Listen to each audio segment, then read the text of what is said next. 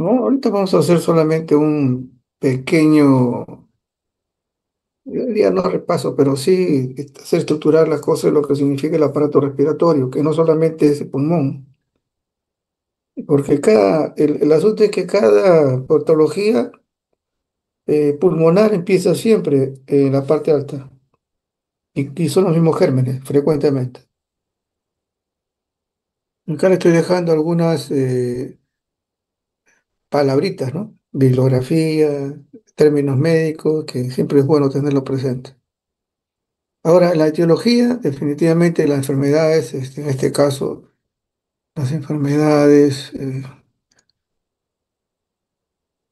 respiratorias en general, tenemos nosotros la frecuencia, ¿no? Es por edad, que es algo también que cuando vamos a la historia clínica siempre les menciono, ¿no?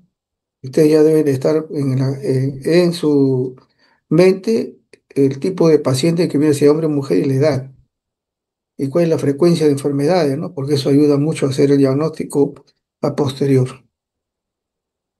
Es el aparato respiratorio, que es importante también tenerlo presente, que hay muchos elementos importantes también que manejar, ¿no? Es la parte respiratoria. Empezamos. Entonces, dentro de lo que significa esto siempre me molesta lo de arriba. Bueno, ver la parte de todo el sistema, lo que es la parte nasal, ¿no? La cavidad nasal, etcétera, etcétera. Y esto es importante porque a pesar de que ser uno de los pequeños órganos de ingreso del aire, aquí no se va a empezar, ¿no? La patología con respecto a los otros, en otras partes del órgano respiratorio. Ahora, el problema de rinitis, definitivamente hay situaciones, ¿por qué mencionamos esto, no? Porque cada uno de estos va a significar agregarle al laboratorio más todavía, ¿no? Generalmente lo que se pide en estos pacientes con problemas de rinitis, y eso le hemos, eh, también le hemos aceptado al médico que nos pide, ¿cierto? Le hacemos un hemograma, hemoglobina E y secreción nasal y directo y oclusivo. ¿Por qué razón es todo esto, no? Porque vemos nosotros que la rinitis, lo que se tiene ahí justamente es lo que llamamos, ¿no? La parte alérgica, que puede ser también estacional o perenne, ¿no? Y esto es con elementos que también ellos respiran a nivel ambiental. Infecciosa generalmente va a ser viral, muchas veces con el fondo alérgico y viral. Y hay un sinnúmero de elementos que podemos calificarlo como rinitis, ¿no? Pero eso no estamos ahorita en el término. Ahora, ¿cuáles son los virus que generalmente nos lleva a esta inflamación, este prurito, etcétera, y estornudos frecuentes? Vemos ahí los virus, que son la frecuencia, ¿no? Rinovirus, coronavirus, que ahorita ya es parte de nuestra rutina, Coxsackie virus, adenovirus, el virus, el BRS, para no equivocarme, eh, y el virus, todos los virus gripales. Así empieza. Y la frecuencia, como le digo, de laboratorio, siempre va a ser hemograma, hemoglobina E, que siempre descarta el médico, y luego tomamos la secreción nasal. ¿Por qué? Porque hemos visto nosotros que había ahí elementos, ¿no? Que no tienen que ver nada con la situación propia de la nariz, ¿no? Inflamación, sino a veces son cuerpos extraños también ahí. Entonces eso también permite, ¿no? Que hagamos un diagnóstico inmediato de ese paciente y se le pueda retirar lo que está de más. Y lógicamente todo esto va a pasar cultivo cuando hay contaminación. No se estila, pero sí en la parte epidemiológica eh, se puede tomar la muestra y llevarlo, ¿no? ¿Por qué? Si no, no sabría la estadística, ¿no? Y esta es una de las cosas que a veces nosotros adolecemos, ¿no? Como es viral, nos dejamos de lado, pero no vemos cómo circula el virus en nuestro medio, ¿no? Como ahora se está viendo de que hay bastante problema respiratorio, ¿no? A nivel general. Y que a veces estos problemas respiratorios duran 1 o 2 semanas. No es como antes que a los 4 o 5 días ya estamos bien. Ahora inclusive hasta un poco más. Entonces, ¿qué tipo de virus está circulando? No lo sabemos. Probablemente sea el coronavirus. Y vemos nosotros también que en la parte de las cavidades, ¿no? Frontales, etcétera, los senos paranasales, ¿no? Hemorroidales, maxilares, también hay otra patología. Y podemos nosotros tener que aquí el problema de sinusitis, en definitiva, puede ser aguda, intermedia, puede ser crónica, persistente o recurrente, que esos ya son términos que se maneja a través del otorrino. Y los he puesto ahí para que lo vean ustedes, ¿no? Todo lo que significa esa parte mucosa. Y vemos nosotros que acá hay dos cosas que a veces la parte clínica menciona, ¿no? Hay una parte que habla de clasificación área, que son las localizaciones, ¿no es cierto? Y según su duración de la patología, y luego la otra clasificación según el número de los senos comprometidos. Y definitivamente una de las cosas es toda la patología, toda la clínica que la conocemos, que empieza muchas veces con un problema renal, de rinitis nasal, ¿no es cierto? Rinitis, etcétera, y que definitivamente también tiene que ver con la persistencia de tipo virales. ¿Se ve por acá? No, no está. También tiene que ver con la secuencia de virus. Entonces, el diagnóstico generalmente es, como ustedes están viendo ahí, es un examen, ¿no es cierto? El espéculo nasal para observar eso, y muchas veces irritativo, muchas veces inflamatorio, muchas veces de tipo también alérgico, que así empieza también luego el compromiso, ¿no? Dentro de los criterios que se utilizan, la imagenología está muchas veces limitada, ¿no? Ya no se estila como antes, ¿no? Inmediatamente tomarle. Ahora estamos limitados por la situación de riesgo, pero sí las pruebas. Y dentro de las pruebas, nuevamente, el hemograma, inmunoglobulina E. Recuerden porque estos son cuadros que a veces se repitan, igual que en antes, se repiten no solamente en adultos, sino en gente joven o niños. Y a veces tener un problema, ya conocemos nosotros, cuando hay un problema de anemia, también no hay una defensa con respecto a la patología que pues, así sean virales. Igual si le hacemos a esa persona, ¿no? En este caso, secreción nasal directo y cultivo, porque tenemos que ver realmente si hay otros compromisos. Y vemos ahí inclusive, ¿no? Podemos observar la eosinofilia también, ¿no? Si hay proceso también de tipo alérgico. Luego todo esto pasa al cultivo, se hace el grano, todo esto y ya determina. Los gérmenes que frecuentemente tenemos ahí presentes en nosotros es, aparte del virus, una contaminación de Staphylococcus aureus. La serología, necesariamente, como estamos mencionando, que esto también es de inicio viral, los mismos gérmenes del lugar nasal, se le llamamos nosotros serología para una cuenta epidemiológica. Y lógicamente la imagenología, que también es parte de eso. Ya casi se va a repetir toda esta secuencia de los exámenes con respecto al laboratorio. Bajamos un poco más y es lo que es las cuestiones faringias, ¿no es cierto? Y no solamente mencionamos faringe, sino también amigdaliana, ¿no? Pero nosotros hemos encontrado también,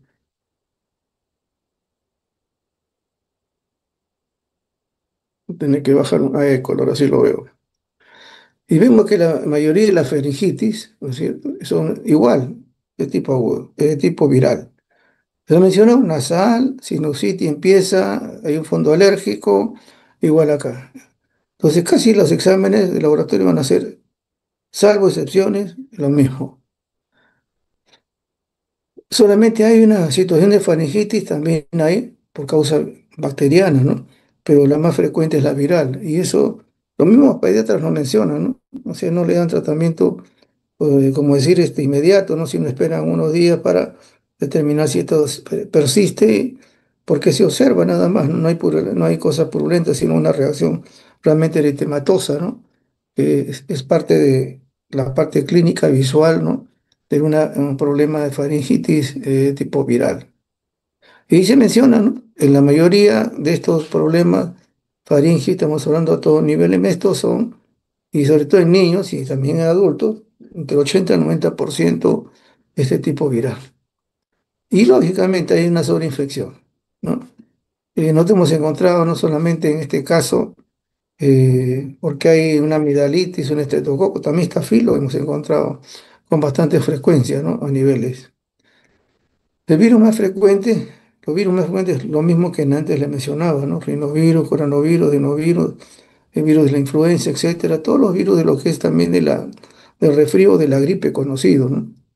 Hay otros, como la mononucleosis infecciosa, enfermedad mano-boca por Coxsackie, etcétera, pero lo más frecuente son lo que menciono, ¿no? Arriba, lo que es el tipo viral con frecuencia y más común, ¿no?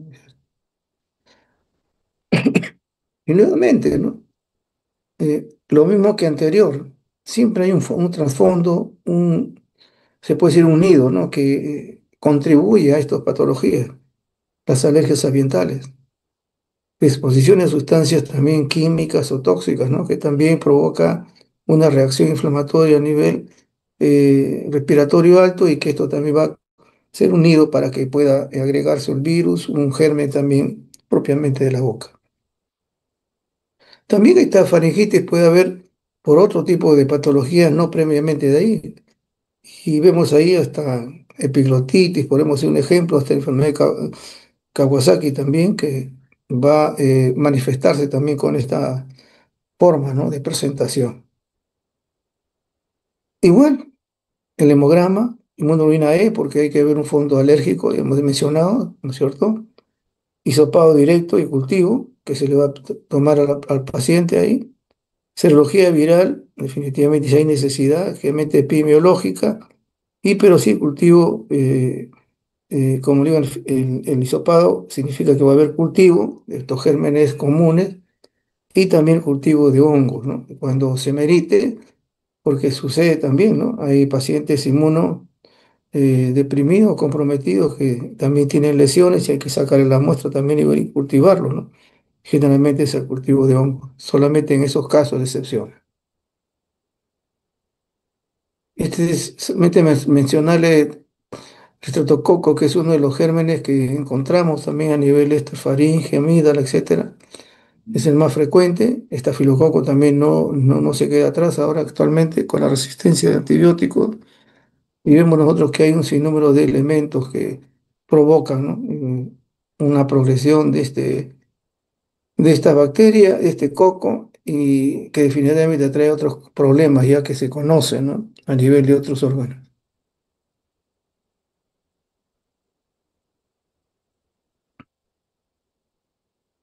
En caso de la laringe, ahí ustedes ven, ¿no? La parte histológica, que no debemos olvidarse, siempre ha sido un dolor de cabeza, ¿no? Pero ahí vemos, hay unas zonas expuestas a la acción mecánica, es el epitelio estratificado y también hay un epitelio respiratorio, ¿no? Que viene también de la faringe.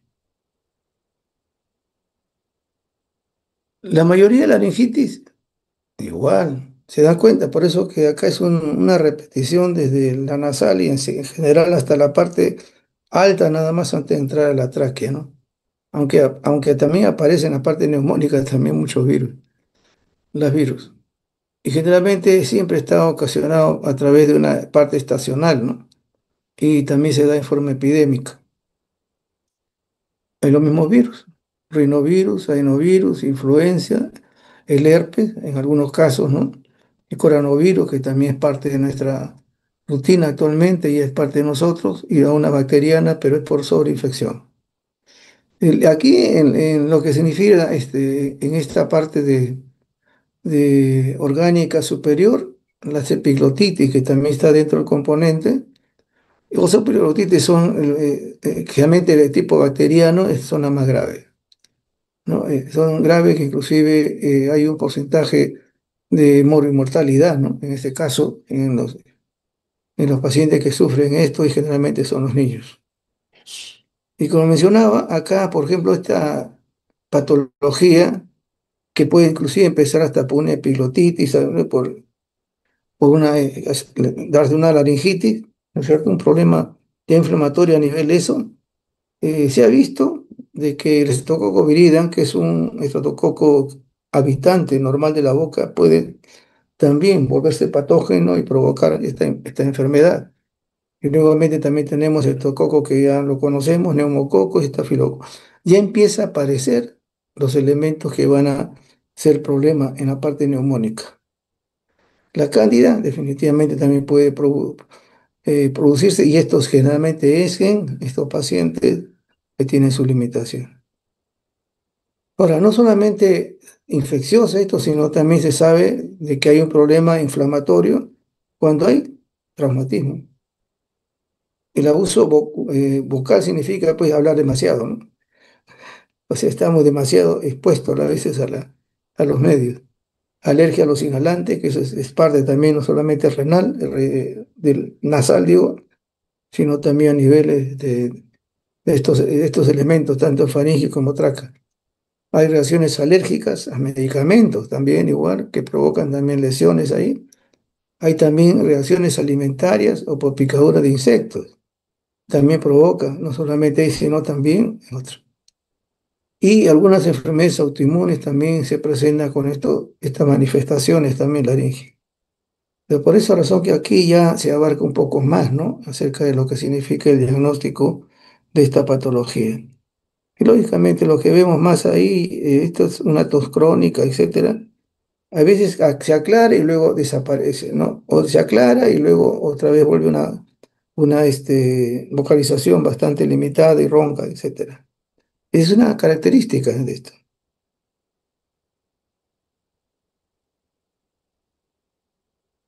Y dentro de esta, podemos nosotros aquí colocar este cuadro donde se está diferenciando la laringitis aguda, ¿no? Aguda, epiglotitis, que es uno de los cuadros graves, más graves, y laringotraqueitis bacteriana, ¿no? Y si ustedes ven ahí, la laringitis aguda, que es lo importante, es un parainfluenza de tipo uno.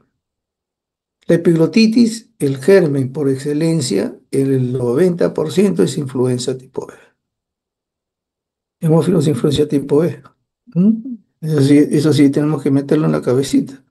Y la laringotraqueitis bacteriana, ustedes se dan cuenta, estafilococo, neumococo, estreptococo, neumococo, etcétera. Entonces, esos son gérmenes ya que se están arrastrando para nivel de tipo pulmonar, ¿no? O sea, respiratorio abajo. Pero esta es la diferencia. ¿Y cuál es el cuadro más crítico acá? La epiglottitis.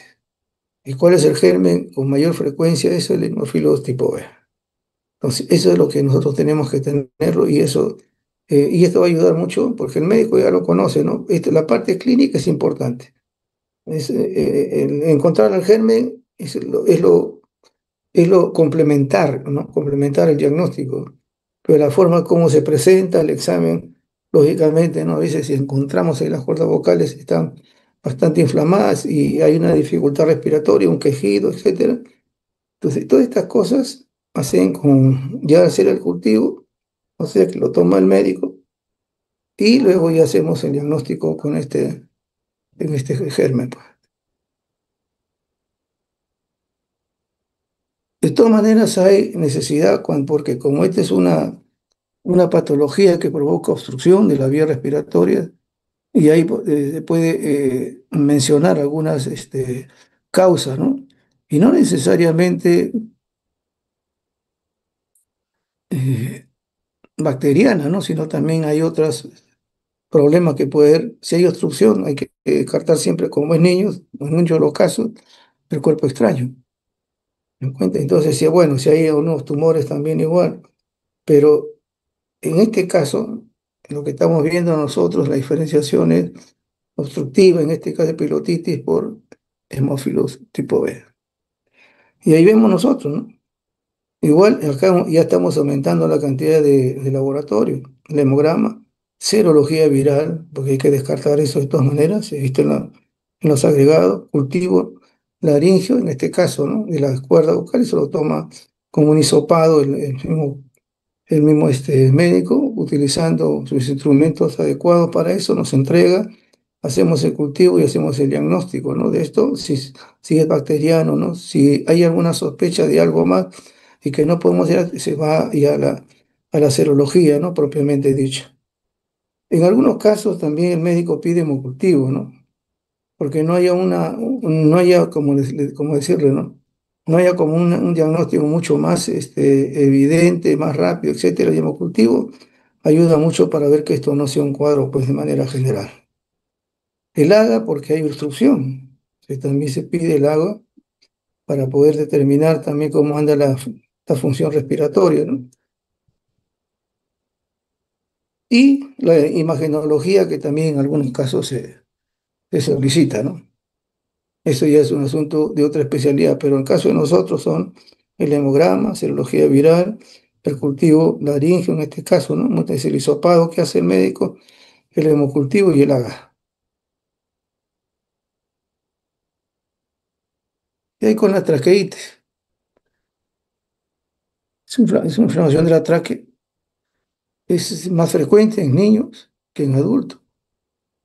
Y acá viene una característica, ¿no? Es el dolor retroesternal. Y cada tos y se exacerba, ¿no es cierto?, con el frío, productos químicos que también con la que respira, etcétera.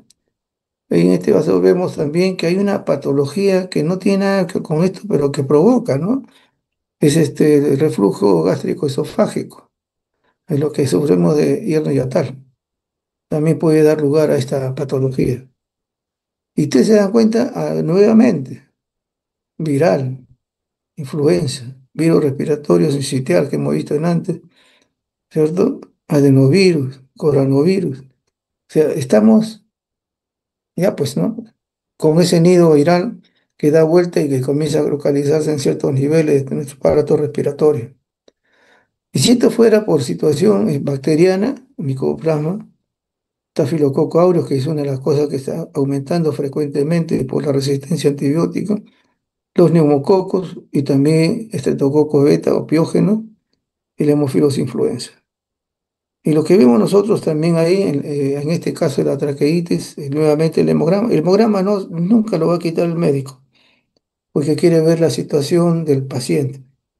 Ellos saben ya generalmente el paciente, no solamente adultos, sino niños, si hay anemia, hay deficiencia de fierro, etcétera. Ese es, un nido para poder repetir infecciones, ¿no? Entonces, el hemograma es importante para eso. Y luego, lógicamente, si hay también leucocitosis, etcétera, ¿no? Esta va a determinar que es un cuadro pues, de tipo agudo. Serología viral, porque ustedes ven ahí que hay virus. Cultivo del aspirado, ahí ven ustedes también igual. El AGA, porque hay un proceso también que puede obstruir. Inmunoglobulina E, porque hay un fondo que también puede ser alérgico. Y la imagenología. Ahí ven ustedes acá la estructura del médico, el neumólogo que ha podido ingresar a la cavidad hueca. Entramos a los pulmones. Como le digo, estamos haciendo todo un panorama bastante sencillo. Porque de verdad, si vamos a entrar a cada patología, hasta me quedo dormido acá. En la parte pulmonar estamos hablando de la primera sección, ¿no? La parte bronquial. Y se sabe que la bronquitis es un proceso, es un síndrome, ¿no? Porque puede ocasionarse por varios momentos, lugares, etcétera. Pero esta es una inflamación que se tiene que autolimitar.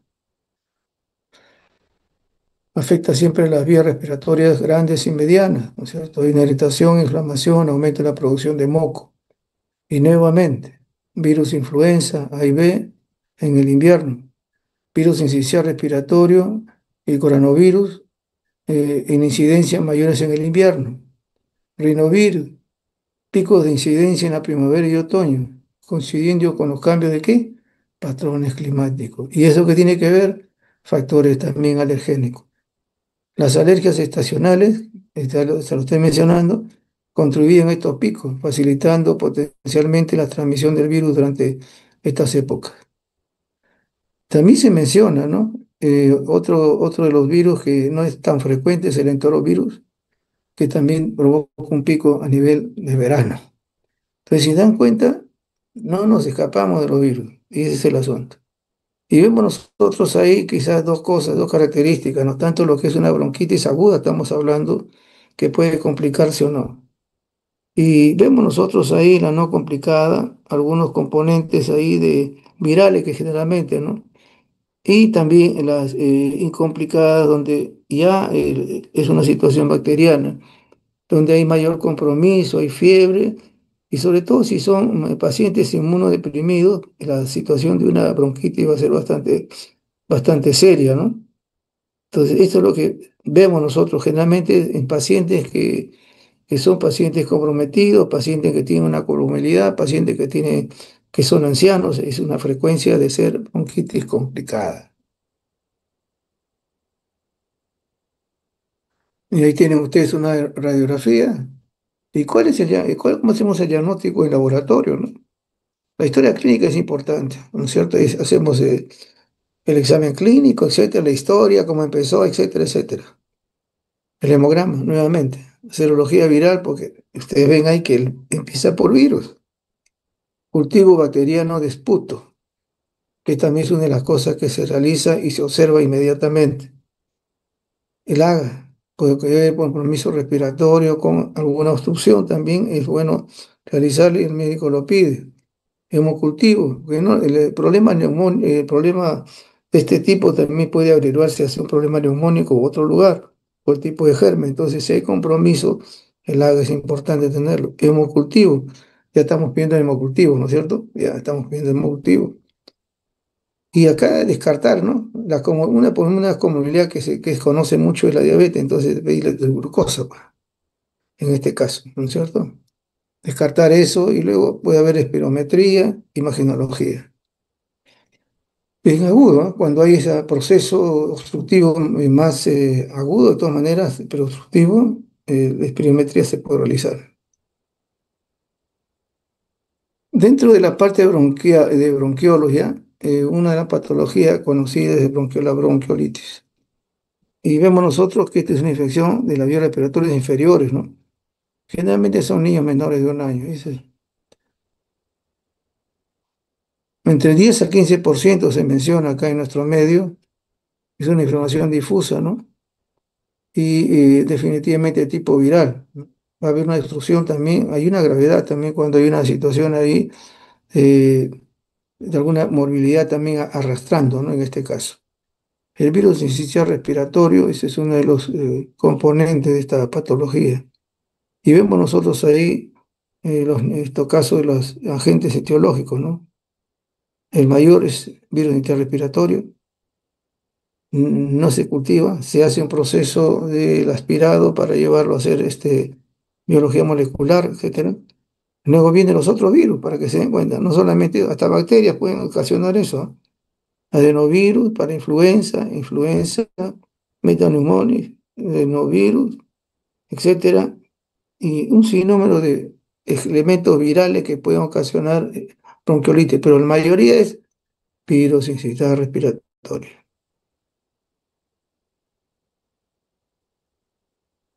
Y vemos nosotros que por qué razón sucede esto, ¿no? Y estos ya son estudios que han hecho la parte clínica, ¿no? Se ha visto que la mayor frecuencia son los prematuros.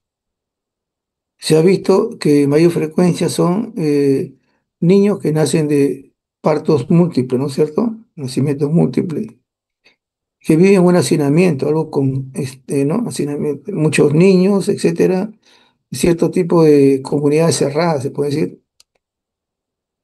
Que tenga también hermanos de edad escolar, porque recuerden que ellos van a los nidos, etcétera, entonces llevan esto a los niños menores de 1 año. Y ahí menciona, concurrentes en la guardería. Y una situación que también se maneja como ese riesgo también es el humo del cigarro, ¿no? El tabaco. Y esto también trae una como morbilidad también, ¿no? No alta, pero de todas maneras sí es peligroso en caso que suceda. Y vemos ahí, ¿no? En historia clínica, porque esto es netamente clínico mayor que laboratorio, pero de todas maneras no se descarta el hemograma. Para ver el virus respiratorio es PCR, reacción en cadena de polimerasa, así se diagnostica, ¿no? Cuando hay estos casos y el médico considera que hay una bronquiolitis por todo el cuadro clínico, se toma la muestra y se lleva al Instituto Nacional de Salud para que haga ¿no? El diagnóstico de este virus, porque es importante tenerlo también epidemiológicamente, ¿no? Despertando acá en nosotros también que hay patologías que los hospitales no van a poder solucionarlo, pero sí un instituto de alto nivel y nos va a llegar también un cuadro en la respuesta, ¿no? Para ver esos antecedentes estacionales epidemiológicos del virus sincicial respiratorio. Los otros virus, nuevamente, ¿no? rinovirus, adenovirus, etcétera. En estos casos sí se pide el AGA, ¿no es cierto? Y también la imagenología. Y ahí encontramos en el pulmón con estas lesiones atípicas irregulares, ¿no? El EPOC, ahí solamente mencionar, ¿no? Y a usted no le da con tranquilidad. Hay enfisema y hay bronquitis crónica. No es una aguda, es una bronquitis repetida y luego el enfisema. Y eso es algo que en nuestro medio se ve con bastante frecuencia, ¿no? Y vemos nosotros pues que es una patología que implica muchas cosas, ¿no? Veamos. Se dice, ¿no?, que es el 13% de las emisiones hospitalarias, sí, porque hay un problema respiratorio obstructivo, ¿no? Prevalencia, 5% en nuestro medio. Factores de riesgo, humo, todo lo que son contaminantes, todo lo que son contaminantes, ahí menciona. Hay una tos crónica, disnea, sibilancia, la disnea, ¿no? Dificultad respiratoria, tiraje intercostal, cianosis, taquimia. Por eso que esto de frente así una es lo que mencionamos ahí, ¿no? Hemograma, porque de todas maneras hay un fondo de tipo alérgico, ¿no es cierto? Hay tantos elementos ahí contaminantes. Un AGA es definitivamente importantísimo. Y lo que da el diagnóstico, sí, de un EPOC, es la espirometría. Eso va valorarnos el tipo de obstrucción, ¿no? Y eso es lo que... luego se hace imagenología, toxicología, pero el diagnóstico no es el hecho del laboratorio, sino un proceso netamente neumológico, se puede decir, ¿no? La espirometría. Eso da el diagnóstico de un EPOC. El resto se tiene que hacer, porque de todas maneras hay que descartar esos factores de riesgo, ¿no? Pues el diagnóstico final lo hace la espirometría. Ya vamos a terminar. Acá en el AMA fue una cosa interesante, ¿no? Ahí en el hospital teníamos muchos pacientes de este tipo. Algunos eran refractarios, otros era constante la llegada de las noches, sobre todo después de no haberse cuidado, ¿no? Y algunos también eran fumadores, ¿no? Entonces hay que ser también honesto en todo eso, ¿no? Y mirar. Es una enfermedad respiratoria, inflamatoria crónica, que causa también, bueno, obstrucción. Los síntomas, generalmente tos, sibilancia, dificultad respiratorio, y esto siempre va a ser desencadenado con un proceso alérgico. Inclusive, ¿no? Se habla hasta de la parte emocional, ¿no? En este caso. Entonces, hay una interacción propiamente entre lo genético y lo ambiental. Desencadena estos cuadros de asma. Se dice que esto ya empieza en la infancia. A veces puede decir que no, no pasa nada, pero ya empieza con algunos datos, algunas atopías y luego ya se manifiesta un poquito más, inclusive hasta en los adultos, ¿no? Mayores. ¿Qué antecedentes tienen? Igual que antes mencionaba la bronquiolitis, ¿no? Es la prematuridad. Y nuevamente, exposición al tabaco. Nuevamente, medicamentos como el asma. Algunos inclusive ocupacionales son, ¿no? Algunos productos tóxicos, productos químicos donde se trabaja, que también provocan un asma de tipo ocupacional. Entonces, hay un fondo alérgico definitivamente.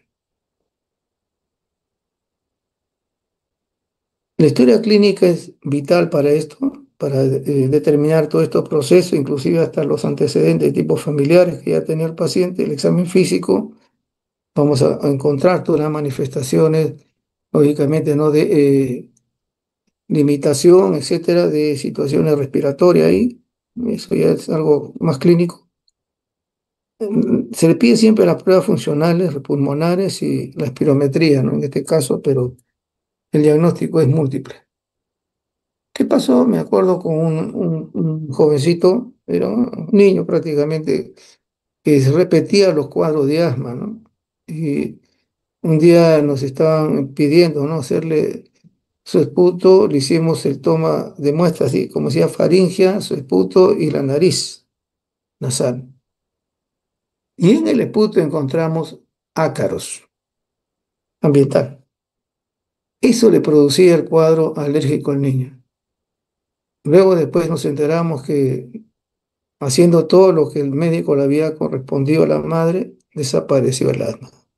Lógicamente el fondo alérgico lo tiene, pero hay un despertar, ¿no? Por cierto tipo de... Y en el asma puede que descartar muchas cosas, ¿no? No es una situación fácil, ¿no? Para hacerlo. Ya les mencionó hemograma, glucosa, pruebas hepáticas. El esputo se le hace directo y cultivo también para observar ahí en el directo si es que hay algún elemento parasitario. Se le puede hacer una secreción nasal y ver eosinófilos también, porque recuerden, empieza siempre de un cuadro respiratorio alto. Hay que hacer parásitos en ese, y eso lo hemos visto nosotros. Paciente que estaba lleno inclusive hasta un día lo vi el ciclo de Loza, lo hemos visto así directo. Era una persona que tenía un proceso alérgico de años, ¿no? Y que tenía parásito. El parásito tenía con frecuencia el ascaris lumbricoides. Haga porque ahí puede haber un compromiso, ¿no? respiratorio en diferentes formas con el asma recurrente o refractaria que llaman. La inmunoglobulina A, ahora se está utilizando una cosa interesante, ¿no? Se hace inmunoglobulina específica para cada factor de atopía, o sea, para todos los alergenos, ¿no? Sean alergenos ambientales, por ejemplo, si hay alimentario, si hay polen, pelos de animales, el gato, el perro, lo que sea, y todo eso se agrega, ¿no? Y comienza a... Algunas veces la colocaban, ¿no es cierto? En el brazo, ahora ya se está haciendo a nivel de pruebas serológicas. Y luego se tomaba para hacer inmuno-E, para cada prueba. Entonces, por eso hice inmuno-E específica para cada alergeno. Entonces, ahí se determinaba cuál era, pues, el que rebosaba todo eso, ¿no? Sea alimentario, sea ambiental, etcétera, pues se le quitaba, ¿no? Se le quitaba esas cosas. Autopsicología, porque lógicamente todo producto que provoca el químico y que pueda respirarlo le hace daño. Hay un despertar de eso. Y se sabe también que hay un estudio genético, pero el estudio genético es un... Yo he puesto ahí algunas cosas, ¿no? Pero son como 20 cosas para determinar que han visto frecuencias de algunos genes, algunos interleuquinas también que se favorecen y hacen una respuesta inflamatoria muy elevada. Entonces, esto también tiene que verse, y esto ya es netamente tipo genético, ¿no? Imagenología y perometría, porque también en estos casos hay limitación, ¿no? Entonces, en este caso, toda una historia clínica, toda una secuencia de atopía, toda una secuela de principios alergizantes, ¿no es cierto? Y descartar todo esto, ¿no? Ya cuando descartan todo esto, decimos es un problema asmático de tal tipo.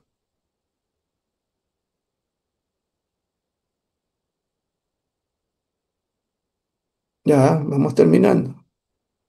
Como le digo, es una cosa bastante sencilla, pero nos interesa que ustedes la parte, cuando vean ustedes, ¿no? Que inclusive hasta una de las cosas que le mencionaba, hasta en la historia, ¿no? Empieza un proceso respiratorio tal, ya piensa en el virus. Entonces, de todas maneras, se tiene que, por cuestión epidemiológica, que pedir pues una serología viral. Eso sería lo mejor para nosotros, ¿no? Pero a veces no lo hacemos, pues. La neumonía se ha definido como una infección del parénquima pulmonar, que llega hasta los alveolos, ¿no es cierto? Ok. Hay dos puntos, hay muchos puntos, ¿no? Uno dice focal, lobar, etcétera, superior, inferior, ¿no? Que eso ya lo ha dejado de lado y se ha quedado con dos clasificaciones.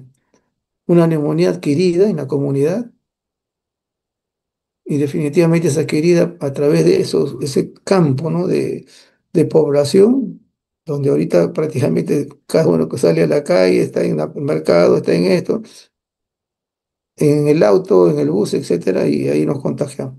Punto. Y la otra adquirida, que es netamente en lo que es el hospital, ¿no? Y esto es cuando, cuando ingresa, ¿no es cierto? Por un cuadro, un cuadro sea cualquiera, ¿no? Y luego ahí comienza con un problema respiratorio a las 48 horas estando hospitalizados. Están hablando que eso ya es una neumonía adquirida. Y dentro de esta ya se está hablando mucho acerca de la neumonía asociada al ventilador. Y esto sucedió mucho en la época de la pandemia, ¿no es cierto? Utilizando estos elementos, a veces uno de los gérmenes que se alojó a mayor frecuencia fue la Pseudomonas. Pero bueno, entonces esto de ahí tenemos que tenerlo presente también, ¿ok? Depende, como se dice, ¿no? Igual, la neumonía no todos le dan neumonía, ¿no? Depende de la interacción igualmente, de las comorbilidades, por esa razón de que mientras más anciano hay más comorbilidades, ese es el problema, ¿no es cierto? Y también el estado nutricional e inmunitario, y es una de las cosas que a veces no entendemos, ¿no? Y quintos personas que son muy lábiles, así, los niños pequeños y los de la tercera edad, pues sí, los más de edad, ¿no? Los mayores, donde a veces la limitación de alimentos dice no comas tal cosa, pero hay que ver que ya en uno falta por situaciones de rutinarias, en otros falta porque no absorbe, pues hay que darle el suplemento, pues, de todas maneras, porque esto es una carga, ¿no? Para ellos. Ahora, una de las cosas que sí se ha visto, y este es algo que lo vamos a ver ya en la parte de otros laboratorios geriátricos, pero acá lo mencionamos, una de las formas de neumonía es por aspiración. Y generalmente esto, por eso habla, ¿no? De microaspiración, orofaringe. ¿Y por qué? Porque ya a nivel ya del anciano se colonizan muchas partes de la orofaringe. Y esto, por alguna razón, ¿no? Y muchas veces porque está postrado, ¿no es cierto? Se autoaspira. Y al aspirar esta secreción que está ahí se mete al pulmón, entonces tenemos una neumonía por aspiración, que es lo frecuente, ¿no? Y si esto tiene definitivamente elementos de comorbilidad, es grave. Pero tenemos una, para que vean ustedes igual, vamos a mencionar, tenemos una adquirida en la comunidad, en primer lugar, neumococo. Es una de las cosas que frecuentemente se da. Ahorita también a nivel hospitalario se está dando, ¿no? Pero a nivel de la comunidad, el neumococo está a la cabeza de todo. Hemófilos influenzae, moraxella, estreptococo de grupo A, y también algunos gran negativos, ¿no? Aerobios y anaerobios, que también son parte de la rutina de lo que es la flora, pero que también pueden provocar estos cuadros nuevamente, porque hay una baja de defensa en estos pacientes. Hay otros gérmenes, sí, la legionela, que no son muy frecuentes, ¿no? Pero sí, también se ven esto. Y las causas virales. Como digo, nosotros no tenemos una rutina de hacer todo este cuadro epidemiológico, por eso tenemos que conseguir de afuera. Igual nuevamente, ¿no? En este caso de neumonía, caso de caso viral, puede ser la influenza, virus incisional respiratorio, parainfluenza y adenovirus. O sea, lo mismo del aparato respiratorio superior, también igual abajo. Y las causas también por hongo, que son histoplasma, blastocitis y coccidioides. Ya saben que es por un problema de pacientes inmunodeprimidos, o no solamente trasplantes, sino pacientes con cáncer, quimioterapia, diabéticos, etcétera, que también puede ser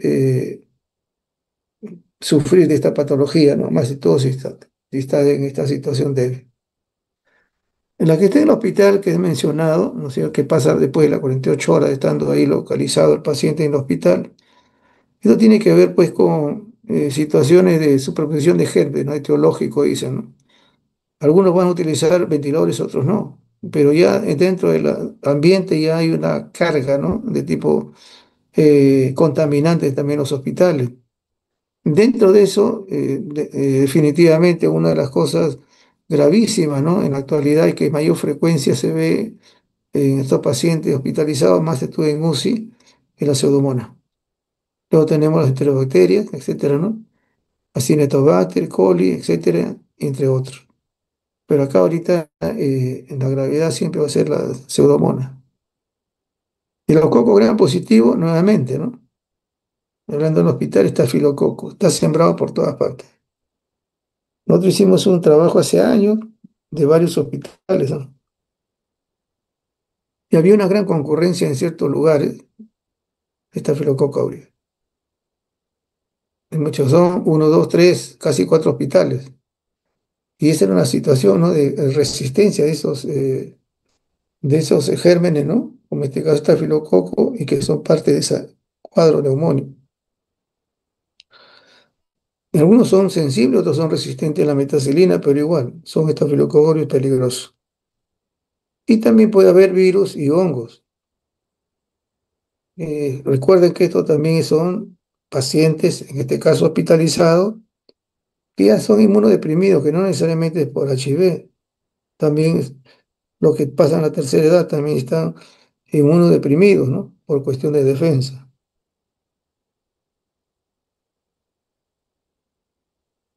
Y vemos nosotros solamente un dato nada más del Perú acerca de los cuadros de neumonía, ¿no? Dice, ¿no? Incidencia y defunciones, ¿no? Bueno, no he cogido las otras, pero sí esto, ¿no? Esto es la semana 18, ¿ah? De los míos todavía falta un montón, todavía como cerca de como 50 semanas. Y vemos nosotros que ya el 2025, miren cuántos casos hay, 7.527, mayor que el 2024. Y va a pasar el 2023, y va a pasar el 2022, y va a pasar el 2021, y va a pasar el 2020. O sea, en este año ya estamos en el pico. Ahora, interesante sería, ¿no? ¿Qué tipo de gérmenes hay? Esa es parte de nuestra rutina que tenemos que saber, ¿no? También que podemos ser viral, pero siempre es bueno conocerlo, porque esa rutina del virus también cambia, ¿no es cierto? Ya dentro de las situaciones clínicas. Pero vean ustedes la cantidad que hay. Entonces, necesariamente uno tiene que investigar qué pasa con esto, sobre todo que son niños, ¿no? ¿Qué pasa con estos niños? Como siempre mencionan anemia y al final se quedó en eso, ¿no? Hay problema de esto, hay anemia, se le ha hecho hemograma, se han visto también su parte de proteínas, su globulina, etcétera.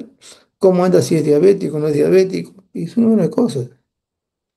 Pero ya es una alerta, ¿no? Está superando y va a superar de prácticamente 5 años anteriores.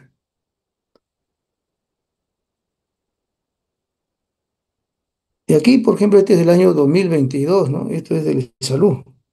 Y se menciona, ¿no? Hay una incidencia en este caso, de neumonía, ¿no? Comunitaria, que está aumentando. Y esto definitivamente se aumenta con la edad, el 80% de todos los casos de neumonía de mayores de 60 años. Y es una de las cosas que nosotros en los últimos años hemos visto, ¿no? En mi hospital todavía no había geriatría. Comenzaba geriatría, el 80% de UCI, de emergencia, pacientes geriátricos.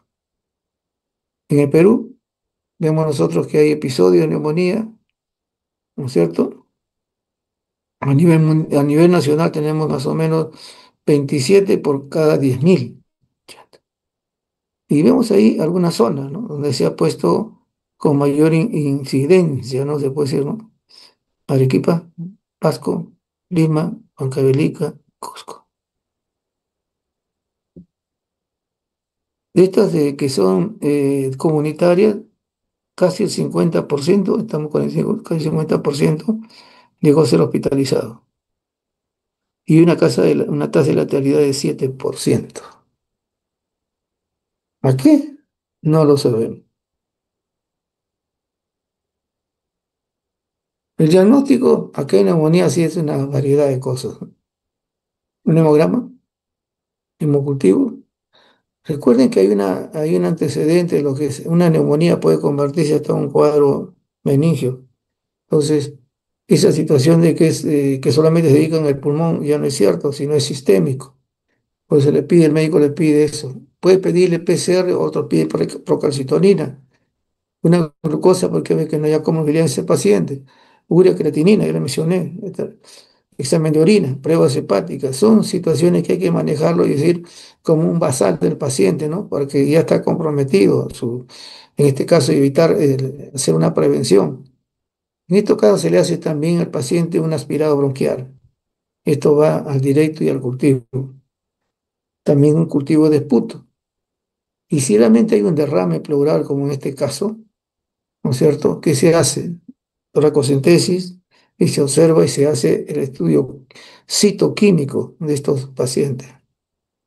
Serología, porque va a haber no solamente bacteriano, sino también viral, y hay que diagnosticarlo, ¿no? Y luego, lógicamente, que es parte también de la epidemiología. Y biología molecular, porque en estos casos de virus no hay diagnóstico que se pueda realizar a nivel hospitalario, sino hay que hacer unas pruebas especiales y la imagenología, que es importante también tenerlo presente. Entonces ya, poquito a poquito estamos llevando a cabo todas estas manifestaciones, ¿no? Y sobre todo el laboratorio, que es lo que se están agregando más todavía en este caso. Esta área sí tiene que conocerla, ¿no? Porque esto es parte de este gran mundo, ¿no? Definitivamente, se dice que más o menos en el espacio pleural hay entre 1 a 10 mililitros de fluido. Pero ya cuando uno revierte más allá de esta cantidad, llega a 100, ya dice es patológico. ¿No es cierto? Es trasudado o exudado, que siempre estamos viendo eso, ¿no? Entonces, en el criterio de Lai hay una relación que le he puesto ahí para nuevamente usted lo tenga presente, ¿no? Proteína de derrame pleural, proteína plasmática.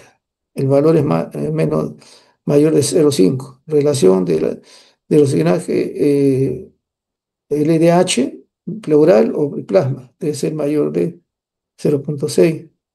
Y luego el LH del derrame pleural debe ser más o menos 2/3 de lo que es la placenta.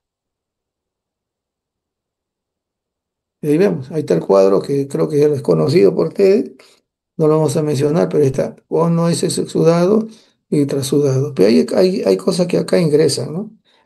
No solamente el criterio del AI, que sí es importante tenerlo, sino también hay otros criterios: colesterol, pH, glucosa, leucocitos. Y dentro de eso también el triglicérido. Vamos a ver por qué. El aspecto macroscópico, igual que hemos visto nosotros la orina, y lo vamos a ver también el líquido cefalorraquídeo, es esto, ¿no? Y ahí en el cuadro vamos a verlo nada más, ¿no? Para no estar hablando más. Es turbidez. El líquido es claro, transparente, ¿ok? Hasta un color pajizo se menciona, ¿no? Pero muy tenue. Pero puede ser turbio, puede ser purulento, puede ser opalescencia o lechoso, puede ser quiloso. El color, un amarillo claro, no se da cuenta, o apajizo a veces decimos, pero ya viene, ¿no? Amarillo anaranjado, amarillo verdoso. Si hay un componente de otro tipo de gérmenes, recuerde, hemático o hemorrágico propiamente dicho. ¿Qué se hace? Algunos mencionan que el recuento de eritrocitos es importante, ¿no? Eso personalmente no lo hacemos, pero eso está en la literatura, ¿no? Y tiene su razón, ¿no? Por ejemplo, dice, cuando un líquido es hemorrágico, la concentración de eritrocitos debe ser superior a 100.000 células, hepatía, y se debe medir su hematocrito. Y si este hematocrito es superior al 50%, ¿no es cierto? Si este es superior al 50% del hematocrito en sangre periférica, el diagnóstico es un hemotórax. ¿Por qué? Porque puede haber, la punción puede desencadenar un traumatismo también y provocar sangrado. Pero acá se está comparando, pues, ¿no? Con el hematocrito para determinar que esto sea un problema de hemotórax. Ahora, si hay un líquido hemorrágico y no tenemos este problema, ¿no es cierto? No hay un hemotórax, hay que pensar que no sea una neoplasia, haya un traumatismo o una embolia pulmonar. ¿Se dan cuenta por qué es importante también hacer esta citología, en este caso de Matías? En caso de los leucocitos, nos va a ayudar a nosotros a ver la mayoría que son los trasudados, ¿no es cierto? Y los exudados, menor de 1.000 y mayor de 1.000, el exudado. En este caso nos va a ayudar también a eso. Y se dice, ¿no?, que cuando son elementos mayores a 250 células sí hay que hacer la diferenciación. O sea, esa es una situación técnica, generalmente así nosotros lo hacemos. En la coloración vemos si sea menos cantidad, lo vemos si son mononucleares o polimorfos de mayor caso, etcétera. Entonces, eso es importante también tenerlo presente. Cuando los derrames son neumónicos, que es una de las cosas que también se ha visto, los recuentos son mayores de 10.000. ¿Ok? Cuando hay otros niveles también mucho mayor, en este caso, 50.000, etcétera, estamos hablando que puede ser una pancreatitis o un embolismo pulmonar. Entonces, la parte citológica en este caso es importante. Ahí está en nosotros, ¿no? Cuando vemos neutrofilia, cuando es eosinofilia y cuando es linfocitosis. Generalmente, recuerden, los mononucleares siempre nos van a representar el cuadro de tuberculosis, ¿no? Y en este caso también hay otros elementos que es importante. Eosinofilia descartando que no sean estos cuadros y que también tengan un compromiso diferente, ¿no? Estamos hablando de parásito, etcétera, porque hay también quistes hidatídicos, ¿no? Y el ciclo de los. Y la neutrofilia definitivamente etapa aguda, paraneumónico, absceso, etcétera, es importante tenerlo presente. Por lo menos las dos primeras que son interesantes tenerla presente. La glucosa también es algo, y esto es algo que a veces, cómo ha cambiado, ¿no? Cuando una glucosa está dentro de los valores normales, ingresas al hospital y sube un poquito, no hay problema, ¿no? Tiene 110, pero si hay una hiperglicemia evidente, eso ya es un marcador, ¿no? ¿Cómo cambia, no? Un marcador que puede significar, pues, un problema mucho más grave al paciente con una letalidad, después, en ese caso. Esto también va a ayudar en lo que significa también diferenciar. Una glucosa inferior a 60 generalmente está orientando a tuberculosis, neoplasia, artritis reumatoidea y en este caso derrame paraneumónico. Y recuerden ustedes que igual que el licocefalorraquídeo, ¿no es cierto? Las bacterias se consumen, en este caso la glucosa. Pero si hay inferiores a 40, todavía mucho menor que esto, se considera algo que, a pesar de que está arriba también, más específicamente es un derrame paraneumónico. Y que está indicando, en este caso, no por el hecho que, no, que el de arriba no sea, sino acá está indicando hay que hacerle una toracotomía evacuadora, ¿no? Está dando indicaciones para que le hagan la toracocentesis. Doblemente va a consumir glucosa, ¿no? Entonces, la glucosa baja también, si no hay otro compromiso arriba, que sospechar que no sea un cuadro neoplásico. También la artritis reumatoidea, ¿se dan cuenta? Entonces, también esto nos ayuda, ¿no? Puede ser bacteriana, puede ser eh, tuberculosis, sobre todo los casos más frecuentes, neumococo o tuberculosis, ahí tenemos más o menos la respuesta. Pero también hay enfermedades autoinmunes, ¿no? Que tenemos que descartarlo, o neoplasia también con este consumo. La milasa también se ha visto que también hay un límite superior de este caso, ¿no? Intervalo de referencia. Y si los intervalos son elevados, por ejemplo, más de 200, menciona más de 200 unidades internacionales por litro, o mayor que en la sangre, que puede ser de 30 a 110, estamos hablando de que cuando encontramos milasa ahí en líquido pleural, estamos hablando de enfermedad pancreatítica, hay una neoplasia o rotura esofágica. Y los valores que pueden significar esto, ¿no? Mayor de 200 o excede también, en este caso, pleural, ¿no? O excede lo de la sangre, más allá de 110, que también 200 sería dentro de los valores rutinarios, ¿no? Entonces, esto en la líquido pleural está significando pancreatitis, neoplasia o rotura esofágica. El pH también es importantísimo para ciertas situaciones, ¿no? Que se manejan. También es una diferencia. Y se menciona que un pH menor de 7,10, estamos hablando de un derrame paraneumónico y que está indicando también hay que hacer ese drenaje.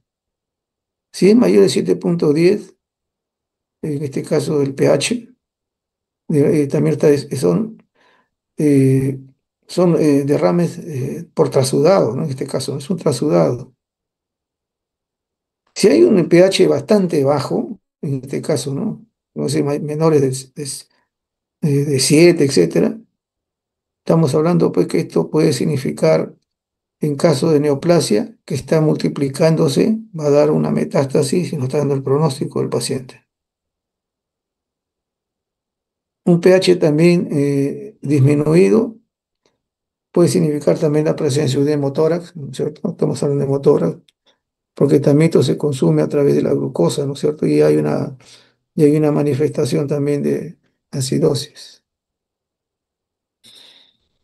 Ahí tenemos nosotros el pH cuando es importante tenerlo presente. ¿Qué se hace? Netamente en el líquido pleural se va a hacer siempre el cultivo y tensiones. Ya no solamente se pide Gram, ¿no? Sino también Sil-Nielsen. Sil-Nielsen. Si en caso haya hongos, se piense, ¿no es cierto? Hay otro tipo se puede realizar también, en este caso, un Gram, etcétera. Pero Sil-Nielsen siempre estamos pensando en estos pacientes que tengan tuberculosis o alguna parasitológica diferente. Siempre se guarda una muestra de película corporal para anatomía patológica, porque no se descarta que no sea una patología neoplásica. El ADA, que también se pide, definitivamente a pesar de que no es específico, se pide mucho para tuberculosis. Y según la literatura, los valores deben ser mayor de 45. Y acá viene por qué le mencionaba tanto lo que es la parte de los lípidos, ¿no? Los triglicéridos en el diagnóstico ¿de qué? De kilotórax.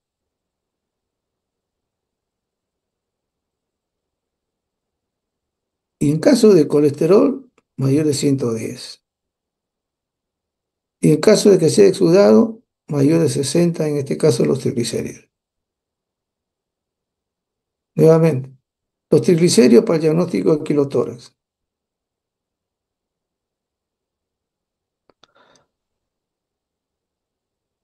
La clasificación de exudado y trasudado se da que el exudado tiene mayor de 60. También vemos nosotros que hay aumento también del colesterol, ¿ah? Que ahí no le he puesto, pero sí vemos que el triglicérido nos da el diagnóstico de lo que es el kilotórax. Hay otro compromiso, ¿no? Y lógicamente también el líquido pleural se hace, como he mencionado, anatomía patológica, hace marcadores tumorales también, factores de complemento, factor reumático, ANA, porque también los cuadros respiratorios tienen compromiso también respiratorio y que son enfermedades autoinmunes.